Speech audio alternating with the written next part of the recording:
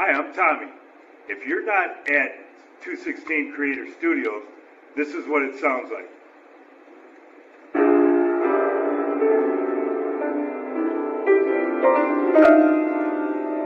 Now, if you are at 216 Creator Studios, this is what it sounds like.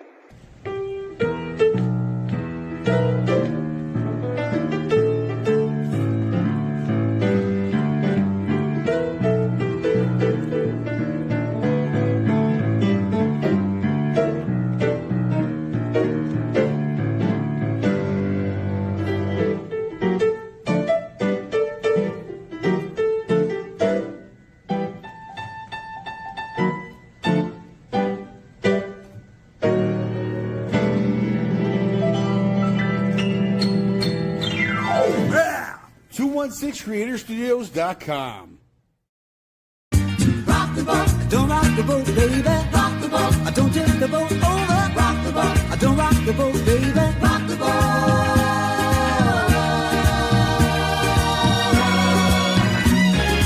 Ever since our voyage of love began, your touch has thrilled me like the rush of the wind, and your arms have held me safe from a rolling sea. Welcome, folks, to a beautiful day here at 216 Creator Studios. My name's Cappuccino, behind the scenes producing for a brand new show with wonderful Lisa Rock. It is Rock the Boat. Lisa, welcome to the studio. I am excited and thrilled about what you have going on. But first, hey, listen, if you like what you see here today, make sure to go to Google, YouTube at 216 Creator Studios. Make sure you like, share, subscribe, and ding that bell for the future notifications. You do not want to miss Rock the Boat. It will send you the notification when we're on. Lisa, welcome to the stage. Oh, Cappuccino, thank you for having me. And 216, thanks for having me. Oh, so, yeah, I'm so excited. I've been on other shows that you've had. Yep. And when we talked, you said, I know you've got something to say. And, you know, I've been in a little bit of a fog. I lost my mom back in October. Ouch. Yeah. So I'm now the only in my immediate family. And I've had this just kind of having that retrospective of, I know I have something to say. I know I was raised right. I know nothing was perfect, but I know I'm where I'm at because of how I was raised, because of the philosophy of my family, because of everybody having somebody older, younger. Yep. I started off, I had the dad. So I'm from a small town in Ohio, from Warren, Ohio. Warren is going, we're not small. You are. It's okay. It's okay. It was about 70,000 when I was growing up. We're about 35 now, I think, maybe a little bit more. Yeah, but I grew up. Yeah, it seems about right. Yeah, right. But I grew up. That's where Paul Warfield is from. And for you 72 Dolphin fans out there, which my brother was, but we were also Cleveland fans. But as we know, again, Warren, I love you so much, but the Browns, it's not happened. No. Brian Sipe and Bernie Kosar tried really hard. We got super close, and then we did. So, but that's what I grew up with Friday Night Lights across the street. I was like right there. So I grew up with football. I grew up, I was a swimmer. But I had the dad who worked at General Motors. It was called Packard Electric back then. And Delphi, but that was a subsidiary of General Motors. So all working class and the most supportive people of whatever I wanted to do, whatever was going to happen. They came to hear me, and then I started singing. So I was the kid at probably about 5 years old, and Grandpa would say, hey, sing this song. And I'd jump up on the table and sing it. I was never afraid. I was never afraid to sing and do that and imitate people. He would have me imitate John Wayne. I'm not going to do that because it's just not. I don't think it was good now. I'm sure it's even worse now that my voice has changed. But as a little 5-year-old, it's adorable. But when you're this old, it doesn't it doesn't come off. But you know, my dad, and I remember this, and I didn't take it as a negative. A lot of people would hear this and maybe take this as a negative. I was always positive about things, but Dad said, listen, you're a woman. You are going to have to work twice as hard to get half as far. Well, that was a challenge. I took that as a challenge and I was like, fantastic. Bring it. Then let's go. So I was the first swimmer up till then. I believe that had gone to states all 4 years in swimming.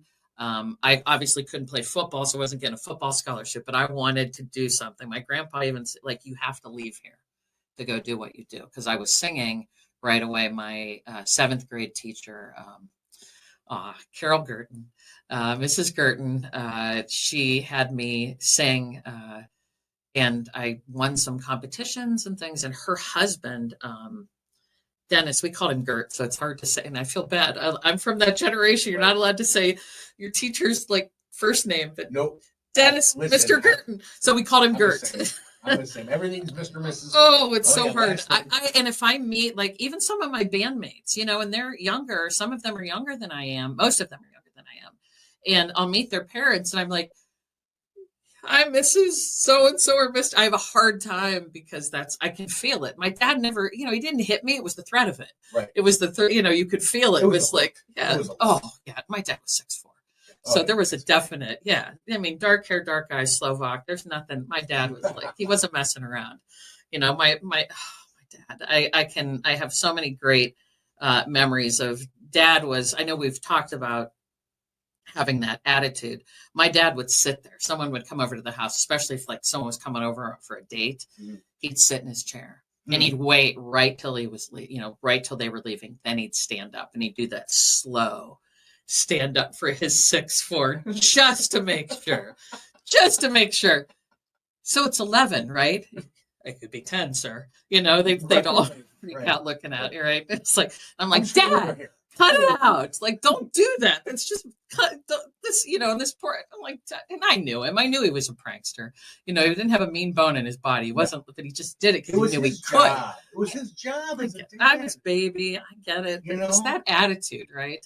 My daughter's a second-degree black belt in Taekwondo, registered in Korea and the States. I wanted to make sure that she could handle herself. So, when anybody comes to the house, I'm like, good luck. I don't have to worry about anything. My brother, that's funny. My brother was about 6'1", and my brother, before I went away to college, he's a couple of years older, and he said, no sister of mine's getting attacked in college. He goes, you're gonna have to learn how to box. And I was like, whatever. And he said, no, like by end of summer, you gotta be able to knock me out. And I was like, no, what? Here's your gloves. Gloves. I mean, there was a time in 8th grade. So he was in 10th grade, or he would have been 11th grade. I'm in 8th grade, and I was taller than him for 2 weeks.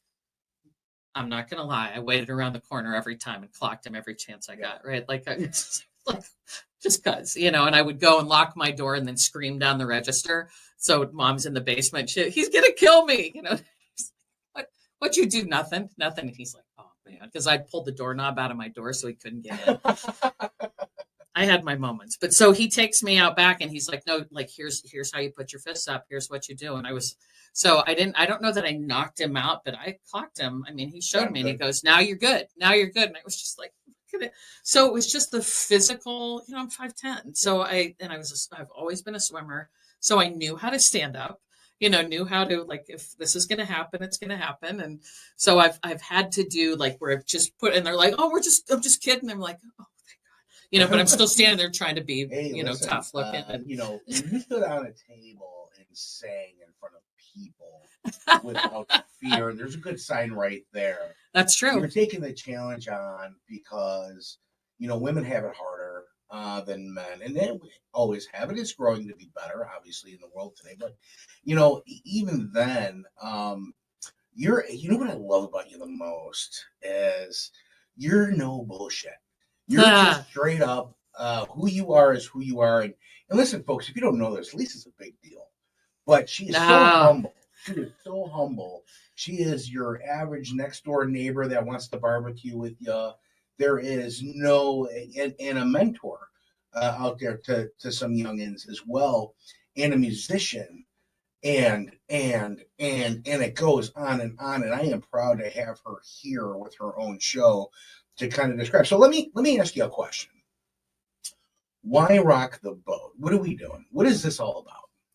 Well, to me, how I grew up and who I am today, because again, I hate people being a part of the club where you've lost parents, right? Where Mm. it's a terrible club to be a part of. It's something that comes to us all, but it's not. That's true. It's life. It is life. Everybody it's has to be part of the we all club have to go sometime or through another. that. That's right. And I thought about. I remember when my dad. It's been 20 years ago, and I thought about when my dad passed. I said, I'm going to feel like this for the rest of my life. Like I've lost my dad. I'm going to feel this way. And that really affected me. And I thought, but I can hear him. I can still hear him. I say this to my son all the time. I'm like, you can hear my voice, and I've gone like, you can hear me, you shouldn't, that kind of, you shouldn't do that. Or you hear it that, you got this.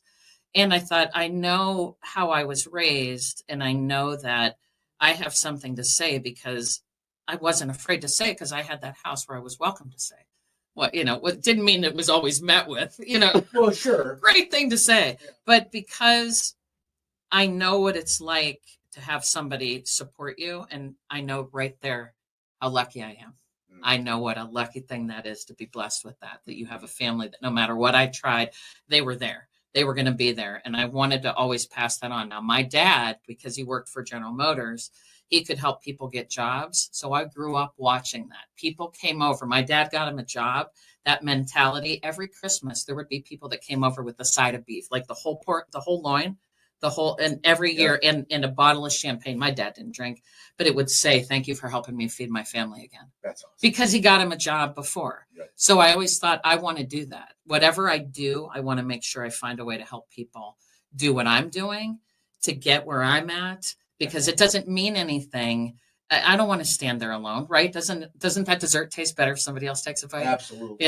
Everything about that. And so for music, I had my teacher showed me, I couldn't read. I really didn't learn how to read music till I got to college, but he showed me, he put things on tape. He gave me that chance. I think my mom was like $5 a lesson, but he did everything he could to help me get a scholarship. Same thing with swimming, so that there was always someone there helping. And you don't get anywhere without somebody else helping you in some way, 100%. And you don't forget them. And so for me, I'm so proud. I hate that my dad didn't see my concert. I hate that he didn't get to see my Carpenter show, but I know he's there. I know he's a part of that, but I worked so hard to get to that, to where I'm able to make a living at this. And what a huge deal that is. I don't know a lot of people that they get to just do their art to make a living. And so getting to do that, I'm proud of all the bandmates that I've employed. My tax accountant would say that you've contracted. That we won't say they're not employees, they're contractors. That's right. Yeah. No, Nancy, if you're listening, I know they're contractors. So I'm proud of your team. They are. And the people that I have, right? Because I was a swimmer, so my band is my swim team. They're their family, they're instant family because of that. Like, we do anything for each other. And so anybody asks, and I'm sincere about it. You want to know how to do this? You want to know how to make contacts? You want to know how to exist in this business? I will tell anybody. I'm thrilled to tell them. I'm happy to. I have people text me and call me all the time. I won't name there's been some high-end people that they called. I was like, who? And they said, no, I hear you're honest. I hear you're really nice when you help people book things, or you just give good advice. And I said, hey, I'm honored. I don't have the contacts. Well, that's why I want you. I want you to help me book things, because you are honest with people and upfront. I have my people that, we all have our group, and that's what I tell people. Find those people that you surround yourself with. That's right. Hold on to them with claws. Don't let them go. Right? You hold on tight to them, and it takes time to find them. And it's not that I haven't found. There's been some people that I was like, this wasn't a fit. This isn't a vetted network. But when you build it, the pattern you're looking for. That's right. And you become the space that you surround yourself in. So you know what you want to surround yourself in. So you find the right people for the right fit. It's about who's on your bus, right? Yes. It's not 30s. What I did in my 30s versus what I'm doing now. Correct. In my 50s. Oh, in my 50s. Did I say that? I did. It's okay. I'm proud. I made 50s is young. 50. Oh, I like it. See, you can stay. So. But it is, and I love the bus. One of my dear friends, Kate. She's the one who talks about that's how she looks at life. We're on a bus. Don't be that person, right? Be that person that helps each other on that. And I loved that. It was such because I love hearing people's philosophies too. What gets you through your day? What helps you get through something? I And think it was a book, and I can't remember.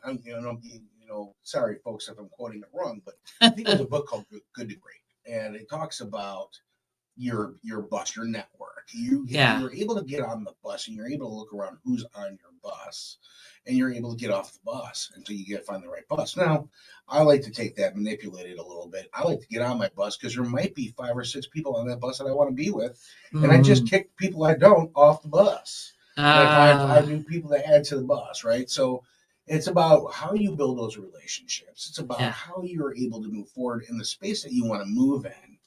And if you do it right, you never have to hang on to it with claws because they never want to go anywhere. That's right.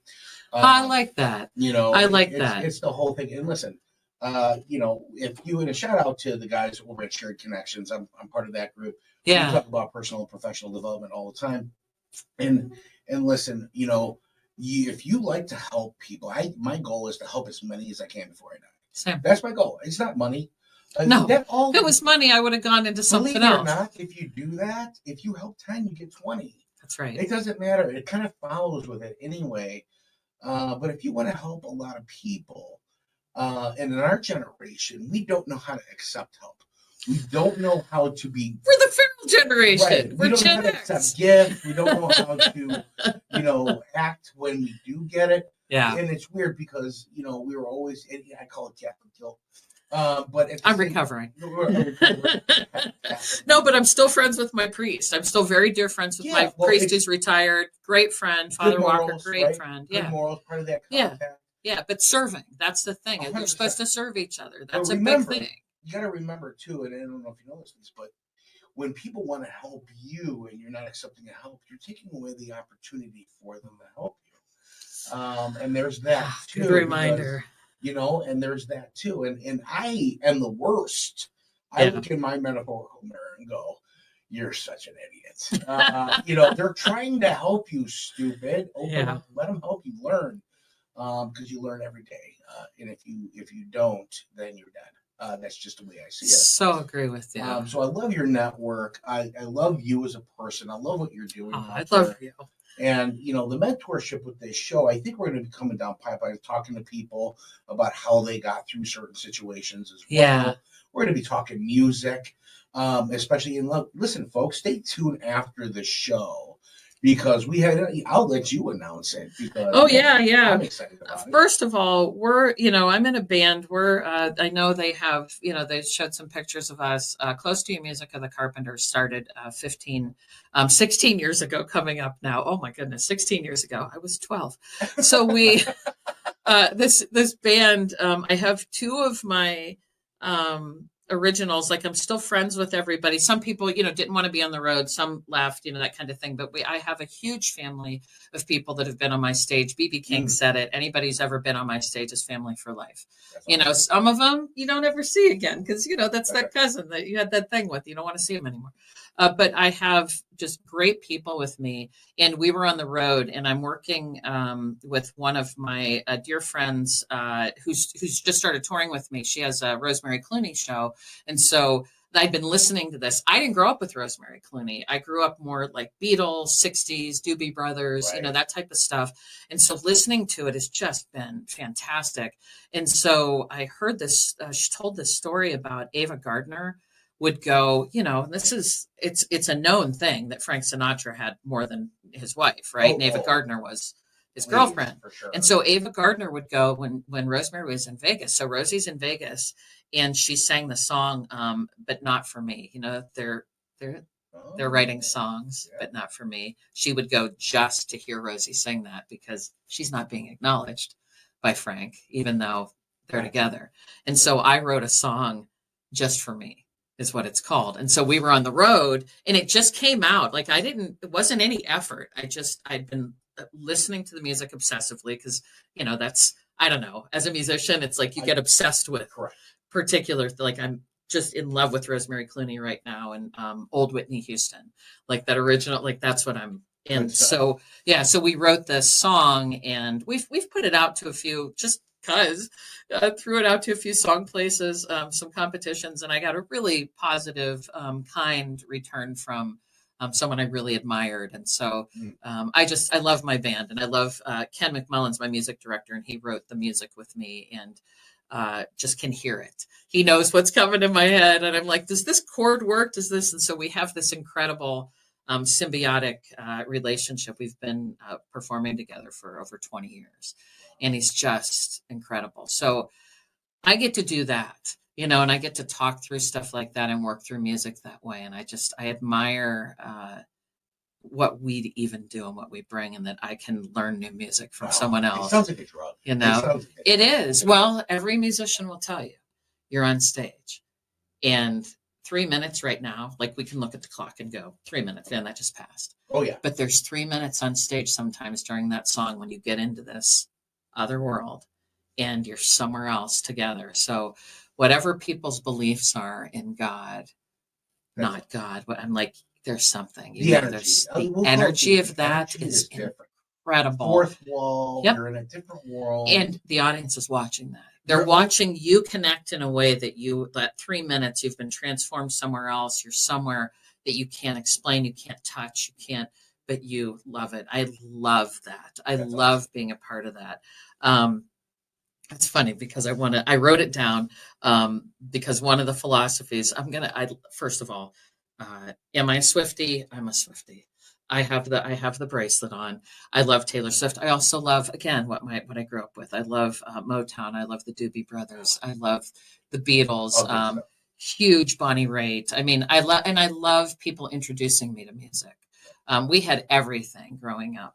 But Taylor Swift is the one I said, I want to have a Taylor's Corner till she comes on, because she needs to come on, because she's another one that I look at who's honest. Yeah. She's been honest to a fault. Oh, yeah. She belongs on the show. She belongs on the show. She belongs everywhere, with the attitude to me of somebody who just writes what she feels, does what she feels. And she said, not a single one of us here today has done it alone. We are each a patchwork quilt of those who have loved us, those who have believed in our futures, those who've showed us empathy and kindness, or told us the truth, even when it wasn't easy to hear. Wow. And I get to be surrounded with other artists that way all the time. And so I like to pass that on to other artists and saying, you want to do this, then let's talk about it. Let's figure out a way to do that. Who are your people? Because I say, who do you have to go to? I have somebody to come home to. I have my family to go home to. So there's nothing, some outside person. I'm not going to take, right? This is, I know that everybody knows this quote, but I'm not going to take criticism from someone I wouldn't ask advice of. So there's plenty of people got lots to say, but if I don't respect somebody, I don't care what they have to say. Yeah. We wrote, because I was here when we wrote the film score. I had somebody actually say that I thought was a friend. It said, you didn't go to school for that. And I was like, who went to school for what? And I'm not trying to do surgery, I was like, so yeah, I'm not going to go in. Yeah, I'm not going into, because there's plenty of those people that are like, there's an OR, right? And no matter how long you stand in that operating room, you're never going to be a surgeon. I know you really want to be. Oh, I know. There's lots of those people out there. Yeah, they see, I mean, as you're trailing through the YouTube, Facebook, TikTok, and all these different apps. Obviously, my generation, we don't know all of them. I'm not a TikTok. Right. I watch. Okay, our generation. Don't you watch TikTok on Instagram? Ish. Yeah. I don't have. People send me TikTok, and I'm like, I don't have. I don't even watch it all that much. I own studios, and I have the generation that knows that. I find who that knows that. Oh, I ask my younger. I do. I ask my younger bandmates, and it's funny. Those younger friends and go, "What is this? What is this?" On TikTok once I saw it. He was standing next to his beautiful car. He was dressed to the T. He was standing next to this big building, and all these kids were running up to him, checking out his car and filming him. And he was a multi-millionaire success on his own. And one kid was like, "What do you think about university?" And he was like, "University for what?" He's like, "Well, for anything that you want to do." And he said, "Why waste the money and the time? Just go do it." Yep. He goes, "I don't hire college people." He goes, "I hire all my engineers are self-taught. They come together. If anything is a teachable moment, if you're loyal and devoted, that's what I want." Agreed. And he's like, and then I'll treat them right because they'll treat my business right. So realistically, yes, if you're going to go do surgery, you better go to school. Please have a degree. Please Tell me you went to that class that morning. Don't Absolutely. Think that you're just gonna be like, hey, I'll take that appendix out for you. No, we're good. I'm good. I'm gonna let it burst before If you're building airplanes and you don't have that, please don't. I'm on those. I need my life. But listen, if you are good at what you do and you're out there and you're getting that hands-on experience and you have the right mentors, by all means, go do it. Now you don't have that nut to pay back, and you can start. The best education in the world is failure. Go fail. Oh yeah, my accountant says that too. She's like, if you're hungry, you'll find something to eat. You'll find a way to go get the money to get that. So you'll and I like that. I like that attitude with that, and I feel like I've had so many people that have come into the band because it's very different. There's people that being on stage is very different in our band than being in a pit, right? And there's a lot of people that they come and after the shows, they've never been in front of 1,500 people. We have, 1,500, 2,000 seat sellouts. And sometimes it's a sub, because we have people that are vetted by the bandmate, like they're responsible for their person. Right. And they'll come in and they're on stage and afterwards they're like, I was terrified, but you guys are so warm and and I was like, I believed in you. And that right there. And they said, yeah, you did. Like, you did believe in me. And so I feel like a part of this. I feel like a musician. And I said, well, you are. I said, this is just, it's just like from Hoosier, right? Like from watching Hoosiers where he measured the for the basketball thing, when they got to the championship, Gene Hackman gets out the measuring tape and he's like, look, it's the same distance, it's like, it's okay. So it's the stadium. It's just, if I'm in 2,000 seats or in 300, it's the same thing. It's just a bigger audience. You actually can see less. Yeah. I hate to break it to people. In the 2,000 seaters, you see less because there's more in the dark, right? And they usually only light up the front of it for you. So I love both, scenarios of that. But being a part of this, I have my older people that have done it and younger people that have done it. Like those are the people I call when I have questions, or if I'm having a day. I have a network of women that I deal with that are in this business because you said that, sometimes it's really hard for female artists and for us to have that support with each other, in doing that. But I have those friends, that I call, but I just think that surrounding yourself with people that love you and think you're the best at what you do, and think that you're incredible. That what else do you want? You don't want people around you who aren't, but you want honesty. I definitely like the honesty of it. Oh, that doesn't work. That's not a good, that's not a good fit. So it's one of those things, when my wife asks me, do I look fat in this? I'm like, no, regardless, right? Because I don't want to hurt her feelings, but there's things in life that I would rather hurt your feelings than lie to your face about because you'll never grow. Yeah. And that's important, Yeah. And so listen, if you're close enough to that person, you should be able to tell them the truth. Yeah, that's not a good fit. I don't like this song. Correct. This doesn't work that way. Or, this might not be because I see a lot of shows. We do these conferences every year and I see a lot of shows. People send me videos. They want to be in the rooms that we're in. And I'm like, this vibes with, what we're doing. Yeah. This is a great fit for this, but I think you guys need to have live musicians. That's a really big thing because there's a lot of people want to use tracks for things because it'll be cheaper. And I'm like, no, man, I'm not a video behind me kind of thing. First of all, that costs, and there's plenty of artists out there doing that. They're stealing. And I'm like, you're singing somebody else's music. You shouldn't be stealing from them. That's not cool. That's not cool. But it's like music is music. Bonnie Raitt, you're not there watching videos behind Bonnie Raitt. Right. You're watching Bonnie Raitt. Right. You're listening to music. That's my, and other people, if that's for them, absolutely. That's what you enjoy. But I want to go and be a part of the collective of the music when I'm watching something. And when people see my show, I want them to be a part of what I'm doing. And, I'm talking to them, I'm singing with them, I'm helping them reminisce, but there's also new audience to what, people do come and see, the Carpenters. They're like, God, I've heard a couple of their songs, we're so, well, you guys do a great job. Yeah. So how important, and I love the word collective, by the way. Yeah. Kudos to that. So how important you have a band. Yeah. Right. That you put together. Yeah. With my music director, because I give him, he knew more musicians 100%. That way than I did. Now, yeah. Always give them credit. Let's just say one of the team, right? Yeah. Has an idea. How important is it to hear everybody's idea to Oh, formulate. completely. We know the songs. I mean, we know everything. So if they have something they want to add that makes it feel like them, or I want everybody to be heard, because I'd be singing karaoke. Right. It would just be me. That Like would be each one of them. I don't know. It's such a different thing when it's just you, because I'm an actor as well. When you're up there as an actor versus having a band, I've got 6 other people. I could turn to any one of them and look at them and they'd know she's lost. She forgot the lyrics. She needs a minute. And they have my back. So they painstakingly listen to things and will come up with something. They're like, I heard this live version of this thing the Carpenters did. I want to add that. I'm like, I love you so much. Like, that's so cool. So yeah, because it's not just me, and it's ever evolving. You still listen to the same music. Yep. You still listen to albums that you listened to before. You know what's going to happen, but it's comforting. And if they're there with me, because I don't want jobbers working with me. I want people who are a family and that want to do this. I love, the genre of music growing up for me was so sporadic. It was so wide range. Yeah. I was a hip hop kid growing up on the south side of Chicago. Nice. But I also grew up with the Rat Pack. I grew up with Motown. I grew up with the Carpenters, classic rock to country.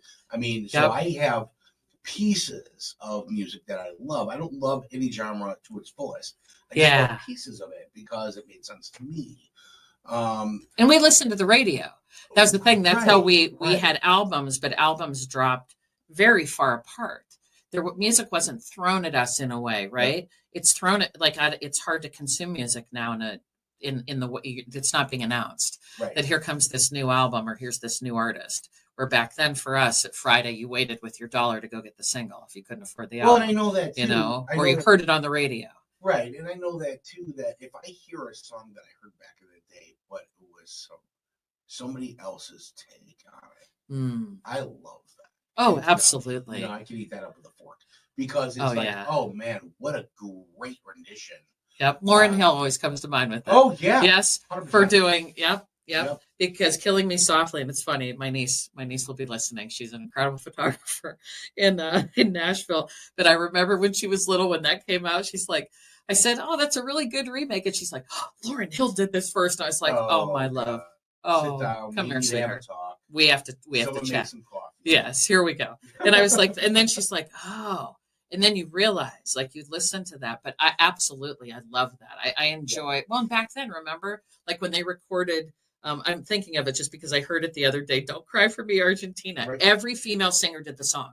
Elvis did that, whatever that song was. Like everybody did their own take of it, and some of them made it over the actual artist. Well, became more popular in their album. Oh yeah, like theirs. That was the take. I mean, the Carpenters, Close to You was not originally the Carpenters. Dionne Warwick, Richard Chamberlain. But it was Richard's hook in the opening of that did it, and that's what put them on the map. Like truly, that was their first number one. Well, let's talk about that. So, why the Carpenters out of all? For me, all the way back to the women. You can ask any artist, and this has been asked to me for the last 16 years of my doing interviews, doing radio interviews, newspaper. Not as many newspaper now, but I said name, and I say this to you. Name a female artist for me right now that it's not about her body. Wow. That's powerful.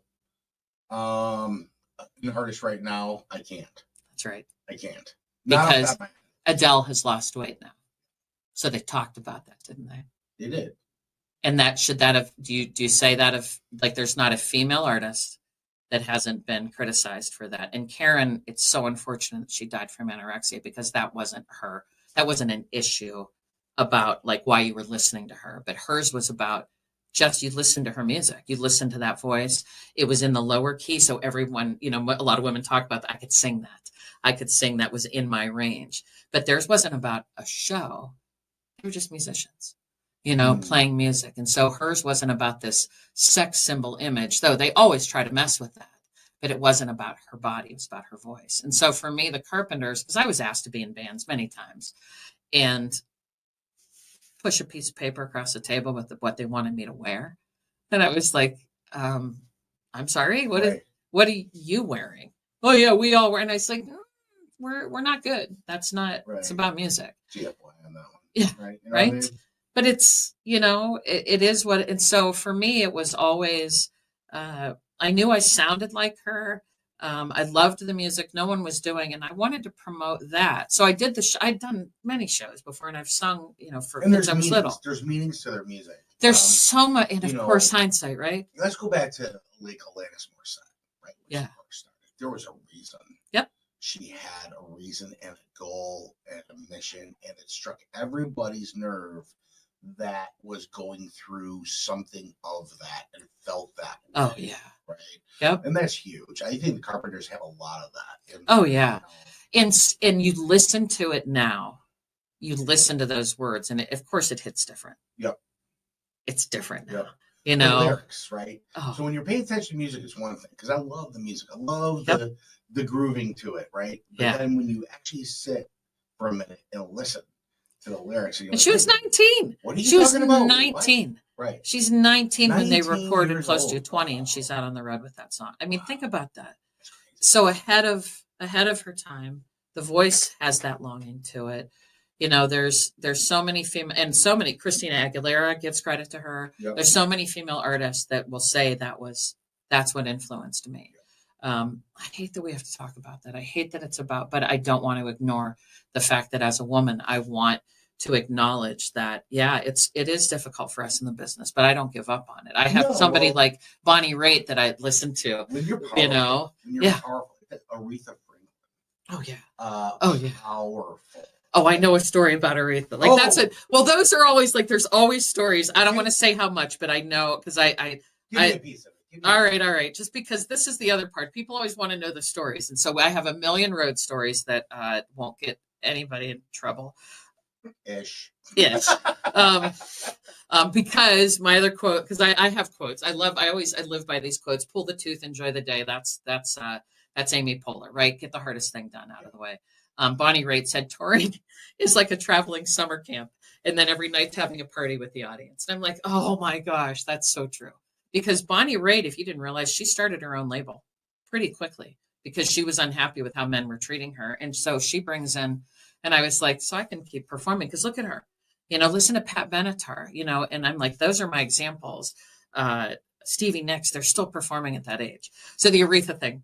And I'm not calling out the venue that told me this, that had her. No. But she used to go on stage. She wouldn't go on stage until they gave her a money belt. And it had to have a certain amount of money in it, in cash, that she kept on her person, in her body, like wrapped in this money belt. And she wouldn't go on stage. Now, she was paid way more than what this was, but this was the amount she wanted in cash. And I was like, I am too light on my rider.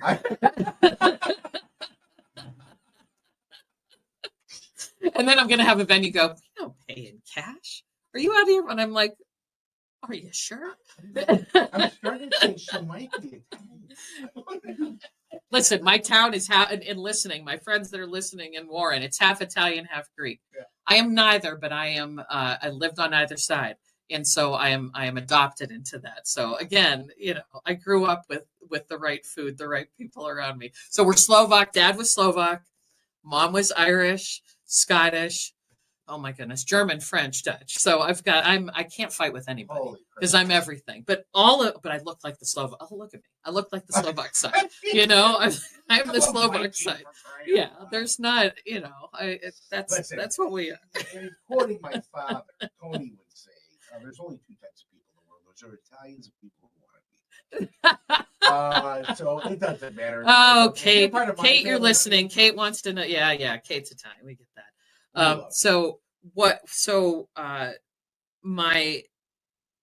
What am I reading? This is something I wanted to add into this because I always want to hear what people are reading, what they're listening to, what makes you. Amy Poehler has a good hang. If you've listened to this yet, I know I'm promoting somebody else's show. But Amy Poehler's good hang, she talks about what makes people laugh. And Amy can always send that check to 216 Creators. Yeah, I know, right? We're helping promo her, so we'll take that. Totally she's happy to promote us. So that's something I'm laughing about listening to. But I went back. My son is 16 now. I've been watching. Have you seen Cougar Town? You know what? My wife was watching that, and I caught a glimpse of it. It's very fast paced, very funny. I've gone back and have been watching this. So that's making me laugh right now. So I'm like, I need those things that make me laugh. You know, I'm listening, you know, I'm reading. I love Brandy Carlisle. Another one. Like there's talk about mentorship. She brought Joni Mitchell's always Joni Mitchell. Elton John is always Elton John. But she's collaborating with them, bringing them to her generation of people, right? Our generation. Okay. I like that collaboration thing she's doing. So I'm reading her book and just talking. Like I admire how she's working with them, you know, and working with people, because intergenerational, it doesn't happen enough, right? Like it doesn't. I thought that was really cool and gives respect, you know, to the people that came before. I feel like musicians are really solid about that. Yeah. I feel like there's no. I don't see the generation thing in musicians. Musicians look to, you know, the people who've come before us and paved that way. And just, I feel like there's a regard. Now, I'm sure people listening are going to say, and I don't see that, but I've seen that. Well, you know, I love that. We interviewed Jefferson Starship. Yeah. And, you know, going through, and then they got a new singer, which is a new singer of like 15 years. Yeah. But they went through so many band names and everything else. I got confused. But you know what? Oh, I have the original Jefferson Airplane from my dad. Now it's Starship. It was Jefferson. What's Jefferson Starship? Are they just Starship now, I think? Right. No, it's back to Jefferson Starship. Okay. Because there was a time I feel like it was just. It was. Yeah. It was. I'm just Lisa. I think it was an airplane and then Jefferson. I don't know. Either way, all I can tell you is you watch the generational gap kind of fill in the blanks, right? Right. It was like all of them were just talking about the music. It wasn't about anything else. Nobody sat on a high horse. Yeah. Nobody in the oldest one there, I believe his name was David. He was so humble. I love that. And he was like, "Come on in my trailer, let's do this interview." You know, and it was just about, the only thing they didn't like us doing was recording the rehearsal. Interesting. And I get that. You know, based on a certain image. Isn't there a gratitude? Do you feel like you see that? Like, I feel like the most successful people I've met and had the privilege of meeting, the privilege of knowing in this industry, the people who are the most successful truly seem to be the most humble, seem to have that gratitude of like, I got here, you know, here I am, and I do want to find a way to pass it on. That's been my experience. And maybe I said this earlier, I was talking to somebody, half full, half empty glass. I'm like, you have a glass.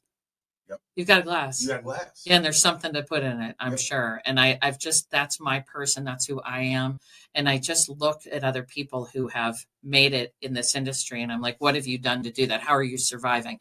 And then I know how I'm surviving, and I want to find a way to continuously do that. You know, I have plenty of people at these conferences that I go to where we're assigned a mentee, you know, and a mentor. You know, I mentor several, and I'm friends with all of them to this day because, and there was someone that was a Tony Award winning actress that's a friend. And I was like, I don't know what to help you with. She goes, well, I do this. You do this. I want to know how you do this. And I was like, and it gave me that moment going, yeah, that's right. I do have this. Because I have been doing this. Oh, it has been this many years I'm doing this. So yes, I'm successful at this. This is something, and I want to pass that on. Absolutely. Because it's, you know, you explain it to your kid. It's not that I'm trying to tell you what to do. I don't want, if you can avoid these steps, like, you know the creak on your steps as you walked up them. If you can avoid that creak or that hole or that whatever that is that's going to cause you some pain, I want to do that because somebody did it for me to be like, even if it's just one step out of the 50 it takes to get somewhere that you don't have to do, so you can spend more time on the art. Well, you're going to love this. So a friend of mine who spoke in our group, he lost his arm as a kid in a bad truck accident, and he's a speaker about it. And his whole thing is to adapt to the pain to avoid the suffering. Think about that. You're going to have pain in your life no matter what. Yeah. Right? But you don't want to suffer. No. So how do you adapt to that pain? And how do you maneuver around the suffering? Because you're surrounded with the right people. That's right. You're surrounded with the right people that are going to help you get through it. My brother always used to preach. I used to be such a whiny. And this guy said that, you know, and my brother was like, listen, your absolute worst day is somebody's best. Yep. He's like, did you have to wake up this morning in a militia and kill your parents and then go rape and pillage other towns? Yeah. He's like, right now, Yeah. that's happening somewhere. Yeah. He's like, you get to come into a house where you flick a switch and your lights come on, you lift That's a lever right. and your water comes out. Yep. You know, you have I have food. car, I have you food. I can go food. anywhere. I'm on the Right. internet. It's free. And Not it's only not. do you have food, but you waste it. Yeah. You know what I mean? And so Oh, yeah. It's like, okay, so life's okay.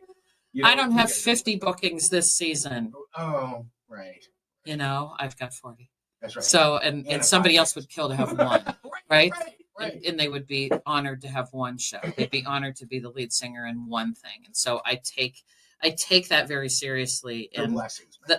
yeah, I want it. So I have to give, right? I admire, don't we all do what Dolly, what would Dolly do? You know, that Dolly has given away. We went to Dollywood over Christmas. I took the band as a surprise. And when you go in, it's not a sphere, but it's one of those rooms that has all of this stuff going on. And as you're walking in, it had up on the wall a clock like counter. Was it 260 million? That's how many books she's donated. And two of my bandmates, like we both, like the three of us kind of turned at the same time. And I know I was wiping tears. Like, you can say that. Yeah. You That's did huge. that. That's what you've given. Like, she's giving it away. She doesn't ever maintain her billionaire status because she's giving it away so much, giving away what she can. That story of Whitney Houston with "I Will Always Love You," you know that, Yep. that she gave back to that 10 million she made from the song from Whitney. Yep. She gave that to a Black community. And I'm like, I that's who you want to be like. Yep. Those are people. And that's so I admire, those are the people that I'm looking to, that if they're the top of their game, I got to find a way to Right. do that. You know, Well, how do I do that? You know, we give food away. That's what my band does. We give food. Oh, I love We that. go around the country and we take a donation for our merch, and we take a percentage and give it back everywhere. And I put it in Karen Carpenter's name, and then we donate to some anorexia clinics. There's not enough of them in the country. Wow. But that's something we want to do because I have to give something back, because I feel every time I sing, I mean, you know, the pandemic, that first show afterwards, Oh. I was in the bathroom, and I tried to keep it together in front of the band. I think I did pretty well, but I would go into the bathroom at intermission and just sob because I was so grateful to be back. So grateful to be on stage Yeah, again, I and thinking I could never do this again. How horrifying that Yeah. was, Yeah. you know? And so I still feel that. And the day I don't is when I have to, and I shouldn't be doing it anymore if I still don't feel the gratitude, you know? Nobody really realizes how many people that affected. Listen, I'm an introvert. I trained my entire life not going anywhere. I was just fine. And I'm an entrepreneur, so anything that I can do from home. We put up a couple tents in the yard to extend our property. We Yeah. made it fun with the kids the best we could. But yeah, you know, and I started realizing I'm talking to myself a little too much now. Yeah. For being alone a little too long. And then when we came back in the world, I was in the bathroom and a coworker of mine, she was like, "Are you having a conversation in there with yourself?" I'm like, "I'm a lunatic. I don't know what to tell you." But they say that's a sign of intelligence Well, if you talk sure. to yourself. All 13 voices tell me Einstein. that. Einstein. You're Einstein. Hey, listen, right? I mean, if they start talking back, that's the problem. You know, True. they're all listening. That's I But look at that. For your trade and for what you do and what your passion is, you know, it was devastating. And for people like you as well that are out there doing that. So, you know, you're back in the world now. And Yeah. you're doing great things from the, can I say this, whole Hallmark movies Yeah. to Yeah. putting out new singles to, Yeah. you know, your band and traveling. And Yeah. listen, we wanted to put this podcast together, and it was like, I don't know how to get a hold of Lisa. Do I send out pigeons? I'm good at responding. I usually have a good. That's what's good. Like, you're I'm phenomenal. somebody. Well, we have phones, right? We have the little mini computer. I'm like, look, we have The this funny pocket thing called computer. the little. Yes, it's right there. But no, I feel. I like having my hand in a bunch of things. You know, I just signed my friend Kate for doing her Rosemary Clooney show. I have the Barry Manilow show that Mark Sanders does. I have Tina Napinelli does, Carole King. I have an 80s show that we do. I write and collaborate. I don't want to say I write all of them. Like I'll come up with a title and then I have these other 8 wonderful humans with me that we do these local shows that we'll do. We just did one all about Julie Andrews. We did a USO show. I love having other people collaborate because, and then I get texts from them saying, I have an idea. I love that it's inspiring for all of us, but I love those people that I work with so dearly. I want to do anything with them, whatever that is, because there's so much talent around us. There's so many incredible people. And the people I feel like that I found in my band family, I always call it my close to family. I have C2U. Like I said, welcome to the C2U family. And I'm like, just that family of people, I'm beyond blessed that I can't. That to me, I knew that when my dad died. I knew it when I was younger. I know the value of something that you can't touch. Yep. So when you have people, that's how you measure your wealth. Wow. When you have people around you that you love and trust like that. It's so awesome. Yeah. I love what I do. I'm very fortunate. So now we're here, right? We're man, we're running out of time. Yeah. So that went too fast. It always does. It always. So listen, Lisa, first of all, we want to thank a few people for making this show happen. Yes. Yeah. My dear friends, Lynn and Doug Steffen. Lynn, I thank you for supporting us. Lynn and Doug have been dear friends. They're huge supporters of the arts. And we were just talking and passing, and she said, I'd love to sponsor that. That sounds incredible. So I don't know if I'll ever get her on the show, but because she just loves to be, watching from the audience. We'll try, but every episode, because there are people that take it upon themselves to support people. And she and her husband are the most generous humans. I've known them for so many years, and they support theaters. I see their names in many theaters I go to throughout the Chicagoland area. So they're just incredible friends, and I'm honored that they're doing that. I thank you. I thank Tim. Of course. Nick. Thank you. Don't have to thank me. I'm here for the fun. I know, but it's still, I thank my band. I thank everybody out there who's just giving us a listen for the first time. I want to share. We're going to open up a live one eventually. We don't know when, of course, but I want to have people on from the industry and people that I regard and respect. Always want to promote things, always want to say what I'm seeing. And, there's so much live music and theater right now. Out in the world. I went to the Prairie Center over the weekend. They had an art show. I went to see that. Like there's so many free things, but there's just music everywhere. And I saw some incredible artists playing there. Have you done the Appleton street music thing? No, but I know people that do that. Listen, I am definitely a swimmer in every aspect, but I am not an outdoor kind of girl singing on a stage and eating bugs. I'm just going to be real upfront about that. No. So I don't do the outdoor. Although we did. I will say that's very different. There's a place called Tuacahn out in Alvins, Utah that we played 2,200 seat venue. We got to play under the stars. So that I'll do. Yeah, but, the street fair thing, we're a sit down, listen to us kind of band. But I've been to those places. My mom lived in Oshkosh, so I know Appleton. Yeah. Oh, it's beautiful. But the music, so many, there's so go out and see live music, go support us. We talked just that brief second, but we were the first ones down in the pandemic, the last ones to come back. And so all of your support, you might not see it. We might not say it every day from the stage, but we appreciate seeing your faces. It means so much to have everybody back.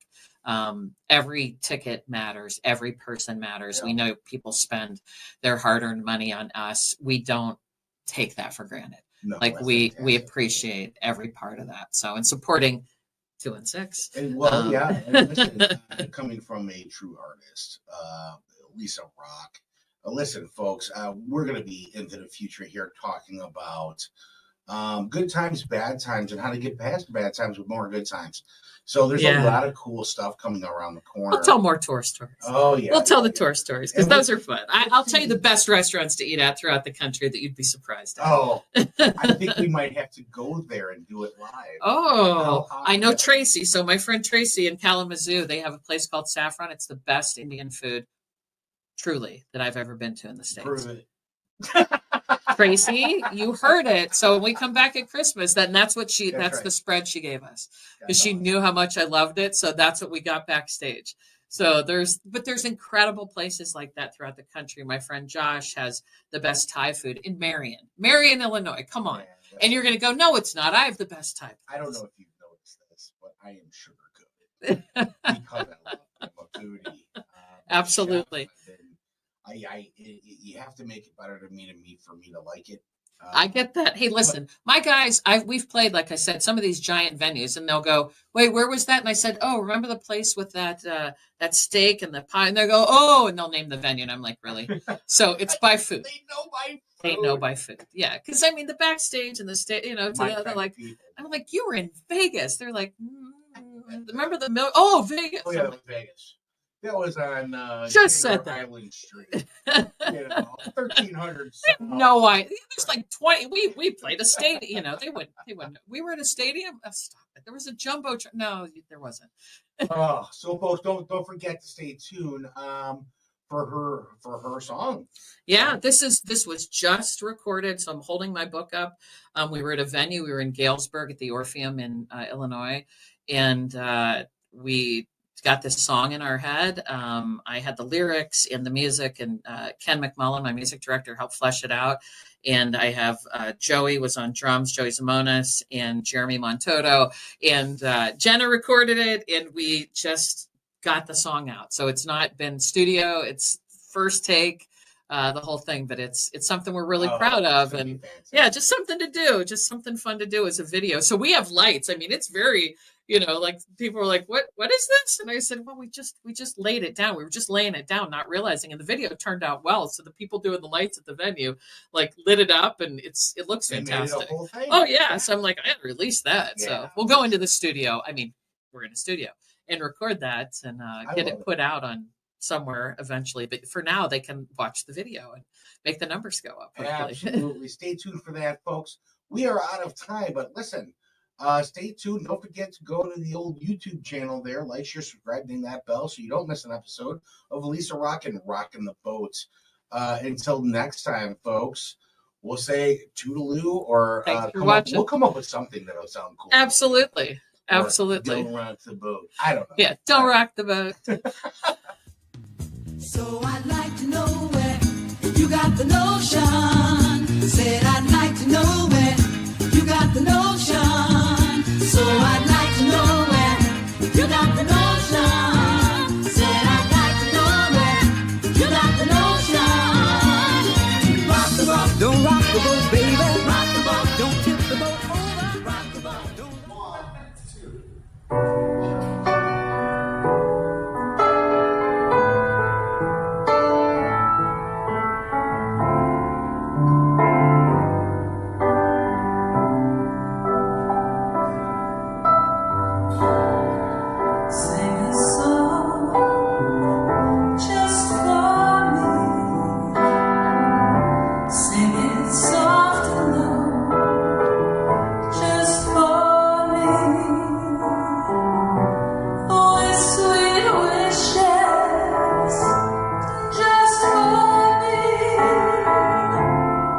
Gentle kisses.